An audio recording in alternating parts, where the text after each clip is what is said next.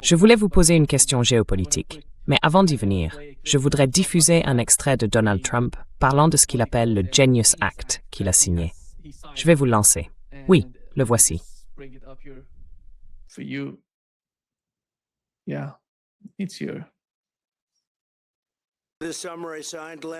Cet été, j'ai signé une loi historique connue sous le nom de loi Genius. Je l'ai baptisée d'après moi-même. Je ne voulais pas utiliser mon nom, alors je l'ai simplement appelée la loi Genius. Ouvrant la voie à une généralisation, oui. Comment ça se passe avec ce génie, Matt?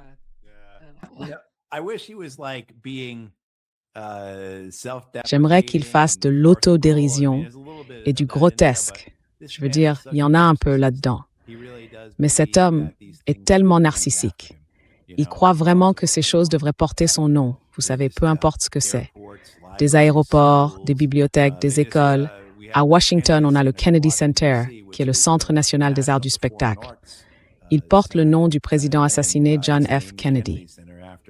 Et il n'arrête pas d'essayer d'y ajouter le nom de Donald Trump. Je veux dire, le narcissisme de Trump, mais aussi la flagornerie, vous voyez? Cette disposition de ceux qui gravitent autour de son pouvoir à se plier en quatre et à faire tout ce qui est nécessaire pour essayer de lui faire plaisir, c'est absolument révoltant.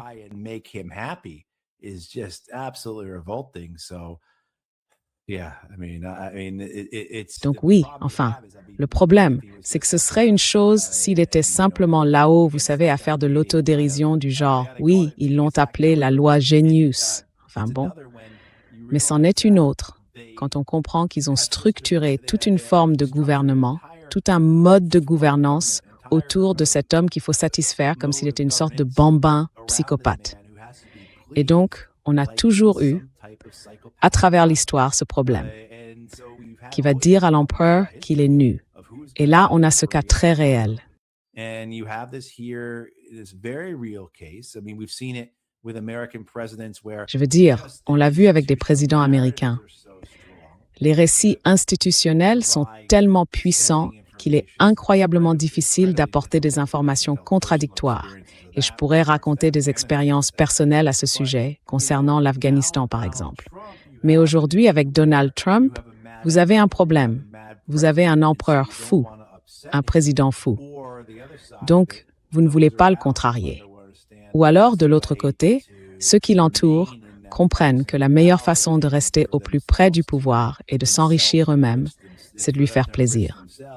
Alors oui, on s'en moque, on en rit, mais c'est quelque chose de très, très dangereux.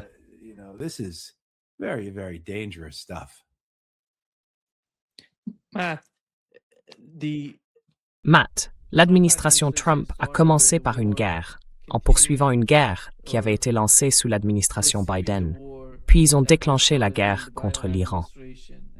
Et c'est l'une des plus grandes difficultés à ce jour, à cet instant même, parce qu'il se passe beaucoup de choses entre les deux camps. Ils se parlent, se détestent et les combats se poursuivent. Ensuite, on voit l'Arabie saoudite attaquer le Yémen. Et dans le cas du Yémen, il y a tout simplement, vous savez, la mer Rouge qui est fermée, le détroit de Bab el-Mandeb qui est fermé. Cela signifie, là encore, une nouvelle forme d'escalade du conflit. Puis on voit Israël attaquer, vous savez, attaquer la Syrie, en disant que la Turquie renforce sa présence en Syrie. On a l'impression que chaque fois qu'on regarde la situation, elle s'aggrave, elle s'étend d'une manière ou d'une autre. Il n'y a aucun recul dans ce qui se passe en Asie occidentale. Non. Et à l'échelle mondiale, c'est pire aussi. Et à l'échelle mondiale, l'escalade se produit également parce que, comme vous l'avez dit, il n'y a pas seulement le détroit d'Ormuz. Vous parlez aussi de Bab el-Mandeb. Vous parlez du canal de Suez, qui pourrait être fermé par vous savez quiconque voudrait le fermer. Il suffit d'envoyer un drone et vous bloquez tout. Mais il faut aussi ajouter la mer Noire. Et donc ces pressions sur l'économie mondiale, dues à ces déficits d'approvisionnement pour toute une série de matières premières. Il ne s'agit pas seulement des combustibles fossiles.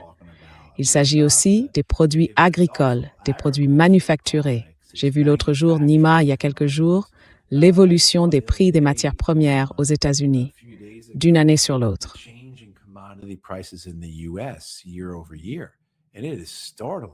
Et c'est saisissant. C'est saisissant.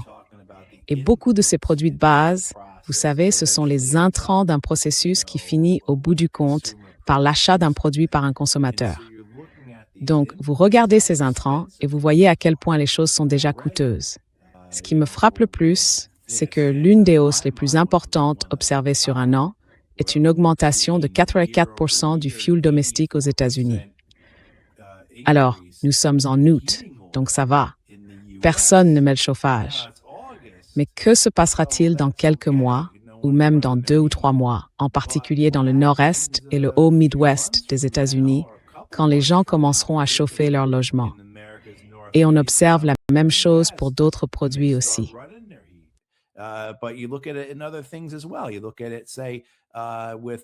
Quand on regarde ça, avec à la fois les pénuries de produits pétroliers raffinés, en particulier de diesel, et la hausse ou l'absence d'engrais, on a donc ces deux pressions inflationnistes sur les agriculteurs. On sait ce qui va se passer. Aux États-Unis, on consomme 4 millions de barils de diesel par jour et il y a une pénurie mondiale de diesel. Et à cela vont s'ajouter tous les autres coûts que l'on observe de manière générale sur les matières premières.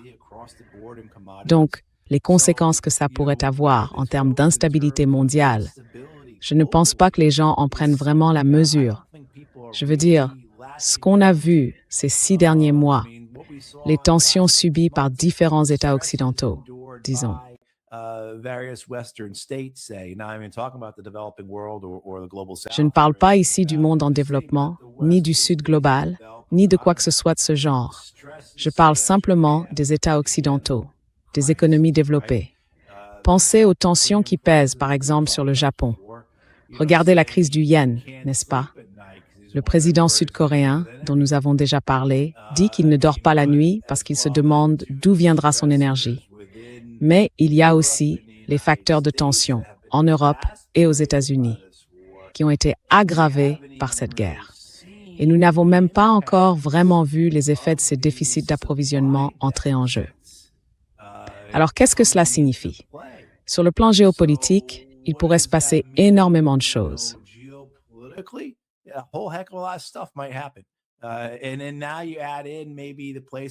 Et puis ajouter à cela les endroits qui vont vraiment souffrir de ces pénuries, en particulier, disons, les pays du monde en développement et du Sud global. Et là, on se demande, d'accord, s'il y a une crise énergétique combinée à une crise alimentaire dans certains pays qui ne sont peut-être pas les plus stables, qu'est-ce qui peut se passer? Je veux dire, l'idée que des pénuries alimentaires aient provoqué des crises politiques qui ont fait tomber des gouvernements, c'est une histoire très ancienne. C'est le genre d'histoire dont parlaient les Romains. Donc, voilà où cela nous mène. Mon Dieu. Je veux dire, comme nous l'avons déjà dit, nous avons le sentiment de n'être qu'aux premières pages du livre, ou peut-être au premier chapitre. Mais nous sommes vraiment au début de tout cela, certainement pas au milieu, et encore moins à la fin.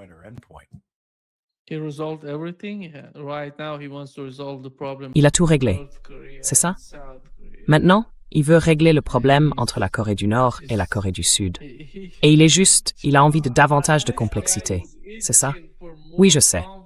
Je vais lui accorder ça, au moins. Au moins, il parle de la Corée. Il y a au moins ça. Et au moins, ce n'est pas l'administration Biden qui se contente de... Mais il dénigre la Corée du Sud.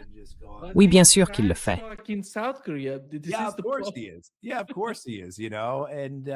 Oui, bien sûr qu'il l'est, vous savez. Mais au moins, on en parle. J'essaie de présenter ça sous le meilleur jour possible, j'imagine. Mais au moins, il y a un dialogue. Je veux dire, je pense que la plupart d'entre nous considèrent... Enfin, je ne devrais pas dire la plupart d'entre nous. Beaucoup d'entre nous considèrent comme positif ce que Trump a fait lors de son premier mandat concernant la Corée, ses efforts diplomatiques. Ça n'a finalement débouché sur rien de positif. Et vous savez, l'administration Biden est simplement revenue à la posture américaine habituelle envers la Corée du Nord. Mais au moins, il y a eu une tentative.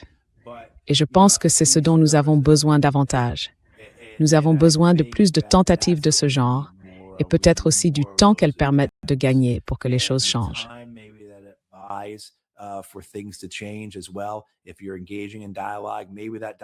Si vous engagez le dialogue, peut-être qu'il n'aboutit pas directement à une forme de résolution, mais peut-être qu'il instaure de la confiance et qu'il permet de faire preuve de patience.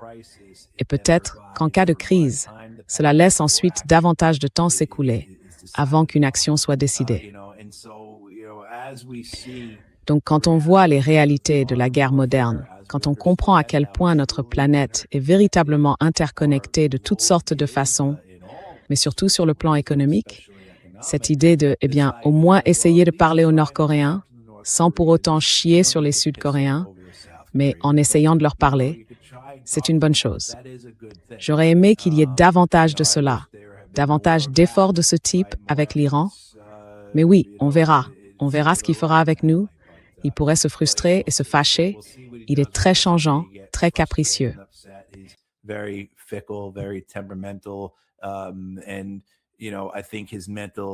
je pense que sa santé mentale s'est détériorée au point que je ne sais même pas s'il pourrait faire preuve de réflexion, même s'il le voulait.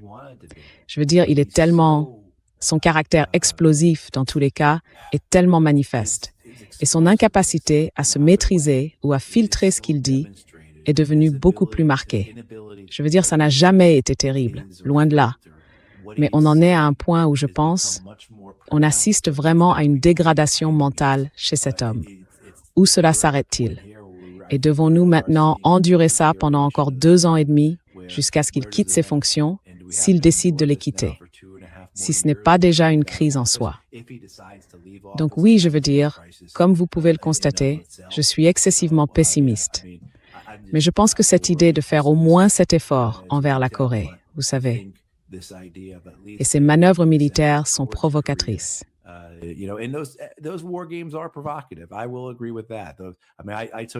Je suis d'accord avec ça. J'ai participé à ces exercices militaires il y a plus de 25 ans, Ulchi-Focus Lance, l'UFL, ainsi qu'à l'un des autres, quel qu'il soit. Ils sont provocateurs. Leur objectif même, c'est de détruire le régime nord-coréen et d'occuper la Corée du Nord. C'est l'objectif final de ces exercices. Franchement, je ne vois pas comment on peut dire que ce n'est pas provocateur. Mais oui, davantage de dialogue plutôt que toutes vos postures, vous voyez. C'est ça qu'on devrait promouvoir.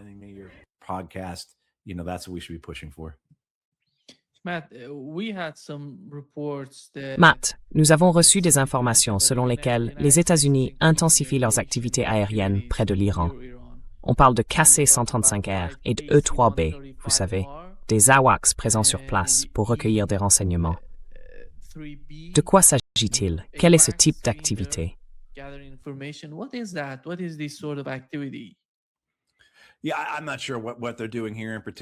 Oui, je ne sais pas exactement ce qu'ils font ici. Je ne sais pas. Je veux dire, si c'était quelque chose d'immédiat, et je n'ai pas non plus les éléments sous les yeux, je dirais que dans ce cas, ces appareils voleraient avec leur transpondeur coupé. Donc je ne pense pas qu'il s'agisse de quelque chose d'immédiat.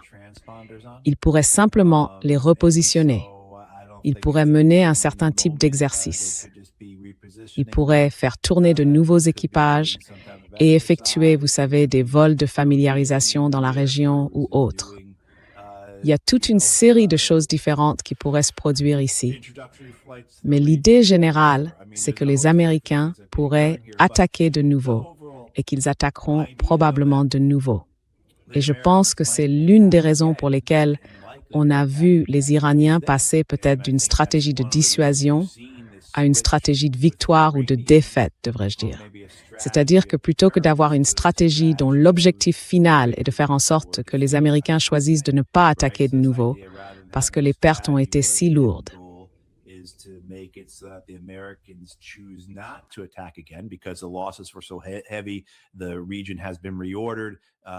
La région a été réorganisée. Leurs forces ont été redéployées d'une manière qui ne leur est pas favorable. Je pense que les Iraniens passent à, et d'autres le disent aussi, n'est-ce pas? Les Iraniens eux-mêmes l'ont dit, une logique davantage offensive. L'idée, c'est de vaincre, faire en sorte que les Américains ne puissent plus attaquer. Et donc, je pense que ce type d'exemple, il y a toujours une importante puissance de feu américaine dans la région, renforce l'idée que les Iraniens choisissent des stratégies offensives pour vaincre les Américains plutôt que de simplement les dissuader.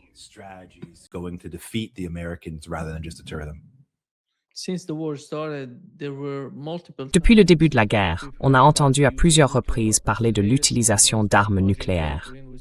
La dernière fois, c'était ce dont parlait Marjorie Taylor Greene. À votre avis, à quel point est-ce sérieux en ce qui concerne l'utilisation d'armes nucléaires? Et dans quelle mesure cela pourrait-il changer la donne pour Donald Trump? Partons de l'hypothèse qu'il va les utiliser contre l'Iran. Vous savez, des bombardiers B-2 vont frapper l'installation nucléaire ou certaines installations militaires en Iran. Et l'autre point, Matt, d'après ce qu'on a entendu, j'essaie de trouver les meilleures sources, vous savez, de regarder les médias persans. Tous ces rapports sur la guerre jusqu'à présent indiquent qu'ils n'ont pas pu neutraliser ou rendre inopérante une seule base militaire en Iran. Je parle de ces villes souterraines de missiles et de drones. Toute l'opération a été un échec total. Ils n'ont pas pu, ils ont frappé certaines entrées de ces, vous savez, entrées de ces villes souterraines. Mais il semble que beaucoup d'entre elles avaient plusieurs entrées. Il semble qu'il n'ait pas pu infliger tant de dégâts que ça à l'Iran, ni à sa capacité de riposter.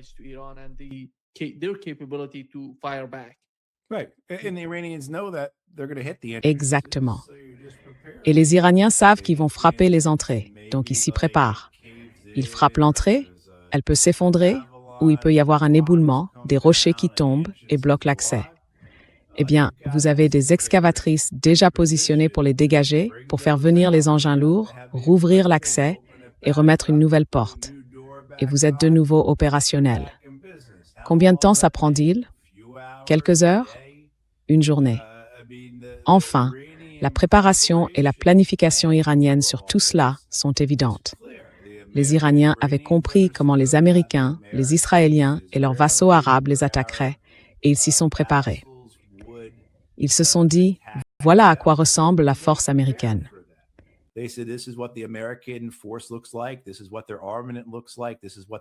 Voilà à quoi ressemble leur armement. Voilà de quoi ces armes sont capables. Donc, ils vont nous frapper avec ces missiles tirés à distance, équipés d'ogives de 1000 livres. D'accord. Alors, à quelle profondeur faut-il creuser pour survivre à une ogive de 1000 livres? D'accord. Maintenant, on creuse encore 1,50 m, juste pour être sûr, n'est-ce pas? Enfin, vous avez vu les deux camps se préparer de cette manière. Les Iraniens avec compétence, les Américains sans compétence. L'exemple que nous donnons, bien sûr, pour les Américains, c'est la Massive Ordnance Penetrator de 30 000 livres, la MOP, que les Américains ont larguée dans une grande célébration à la fin de la guerre de 12 jours de juin 2025. Et cette arme avait essentiellement été conçue pour cette guerre.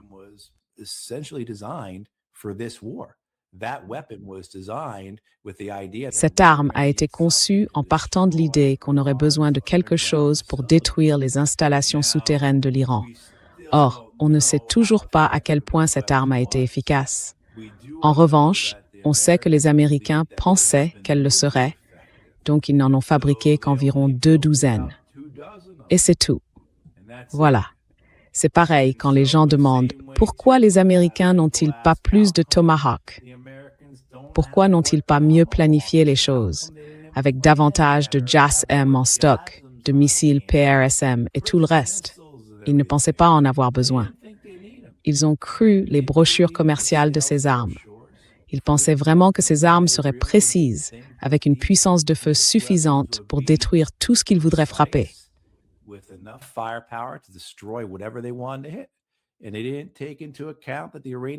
Ils n'ont pas pris en compte le fait que les Iraniens savaient quelles armes nous avions et qu'ils auraient conçu leur défense pour pouvoir résister à ces armes. Et les Américains n'avaient pas de plan B, C ou D. L'idée, vous voyez, c'était que ces armes seraient si efficaces qu'elles neutraliseraient et détruiraient toutes les défenses iraniennes. et qu'en 1 ou 2 semaines, les Américains auraient la supériorité aérienne, puis rapidement la domination aérienne.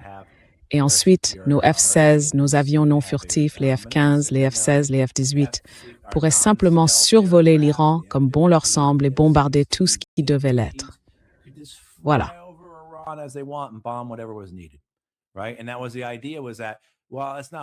Et c'était ça l'idée. Ne nous préoccupons pas trop des villes de missiles, parce qu'à terme, on pourra y envoyer, vous savez, une formation de F-15 et leur faire larguer chacun 12 000 ou 15 000 livres de JDAM sur ces villes de missiles. Et c'est comme ça qu'on les détruira. Le problème, c'est qu'ils n'ont jamais été capables de le faire, parce qu'ils ne peuvent pas faire entrer les F-15, les F-16 ou les F-18 en Iran. Car ces JASM, ces Tomahawk et ces PRSM n'étaient pas aussi efficaces, encore une fois, que ce que promettait la brochure commerciale. Et c'est là qu'on voit cette fracture dans le commandement, entre un commandement compétent et un commandement incompétent.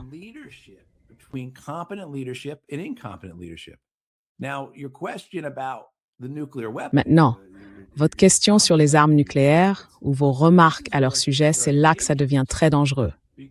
Parce qu'on parle de ce qu'on appelle des armes nucléaires utilisables. Les Américains en ont 2. Il y a la bombe à gravité B-61, puis l'ogive Dogodu 76 US-2, qui équipe nos sous-marins nucléaires lanceurs de missiles. Toutes deux ont une puissance plus faible, donc une force explosive inférieure à celle de la bombe d'Hiroshima. Celles embarquées sur les sous-marins lanceurs de missiles font un tiers de la puissance de la bombe d'Hiroshima. Quant aux bombes B-61, qu'un B-2 larguerait dans ce cas, elles ne représentent qu'une fraction de cette puissance. La bombe d'Hiroshima faisait 15 kilotonnes. La B-61 peut avoir une puissance aussi faible que 0,3 kilotonnes, donc une fraction de cette puissance.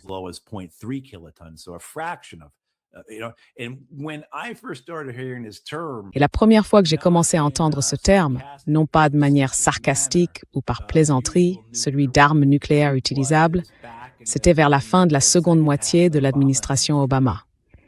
Et le problème, Nima, c'est que on ne devrait pas balayer ça en disant que Marjorie Taylor Greene ne sait pas de quoi elle parle, que seul un fou comme Donald Trump utiliserait une arme pareille.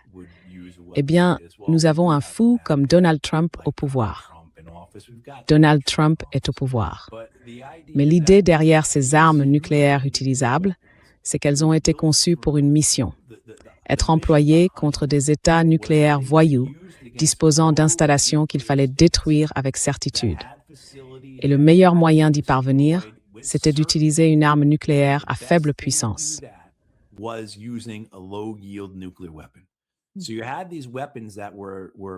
On avait donc ces armes qui ont été mises en service, autour desquelles une doctrine a été élaborée et qui ont été établies comme des usages légitimes de l'arme nucléaire.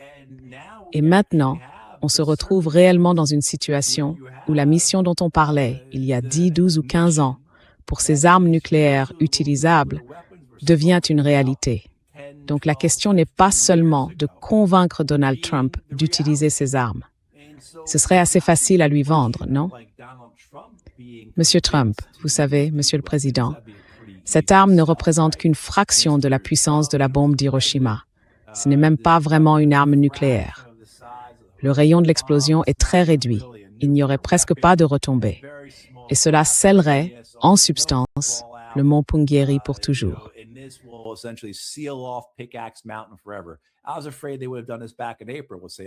J'avais peur qu'ils aient fait ça dès avril, disons comme à Ispahan. Et on voit bien comment ça pourrait être vendu à Donald Trump, avec en plus l'argument « Monsieur le Président, vous seriez le premier président américain depuis Harry Truman à avoir le courage d'utiliser une arme nucléaire. » On voit bien comment ça pourrait séduire Donald Trump. Mais le problème qui s'ajoute à ça, c'est que c'est précisément pour ce type de mission que ces armes existent. Donc, si des gens comptaient sur la chaîne de commandement militaire américaine pour dire « Eh bien non, on n'utilisera pas d'armes nucléaires », eh bien, c'est justement la mission de ces armes nucléaires. Alors peut-être qu'il y aurait 1 ou 2 officiers dans cette chaîne de commandement qui diraient « Non, je ne ferai pas ça ». mais il y en aurait beaucoup qui seraient prêts à l'exécuter. Car, encore une fois, c'était une mission missions qui m'ont été conçues.